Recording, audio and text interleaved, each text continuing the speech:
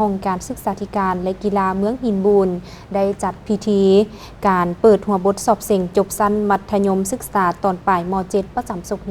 2024 หา2025อย่างเป็นทางการพิธีจัดขึ้นในวันที่ 18 มิถุนายน 2025 ที่สโมสรโรงเรียนม.ส.หินบูรณ์ให้การเข้าร่วมและเปิดหัวบทสอบเสิ่งโดยท่านนิกร ขุดมณีรองเจ้าเมืองหินบูรณ์มีผู้ชี้นำเด็กงานของเขตวัฒนธรรมสังคมท่านคำลาวไซโกซีหัวหน้าห้องการศึกษาธิการและกีฬาเมืองหินบูรณ์มีคณะกรรมการรับผิดชอบการสอบเสิ่งพนักงานครูอาจารย์และนักเรียนเข้าร่วมสำหรับศูนย์สอบเสิ่งม .7 ทั่วเมืองหินบูรณ์มีศูนย์สอบเสิ่ง108ห้องสอบกรรมการยามห้องมี16คนหญิง8คนมีนักสอบเสิ่ง182น้องหญิง94น้องซึ่งการสอบเสิ่งจัดขึ้น3วันเริ่มแต่วันที่18 20 มิถุนายนประกอบมี5วีซ่าคือวีซ่าภาษาลาววรรณคดีวีซ่าวิทยาศาสตร์สังคม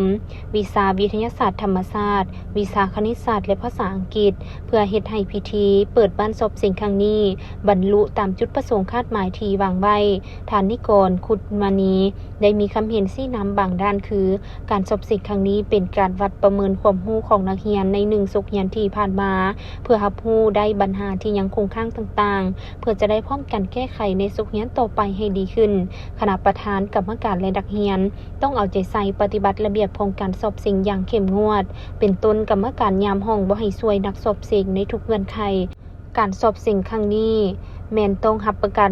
300%คือนักเรียนทุกคนต้องมาเสิ่งครบตามจำนวนตัวเลขสอบเสิ่งครบทุกวีซ่าและรับประกันความปลอดภัยของนักสอบเสิ่งพร้อมนั้นทานรองเจ้าเมืองและคณะพิสอบก็ได้ร่วมกันตัด2เปิดหัวบทสอบเสิ่งม .7 ประจำศุกร์เรียน 2024 หา 2025อย่างเป็นทางการ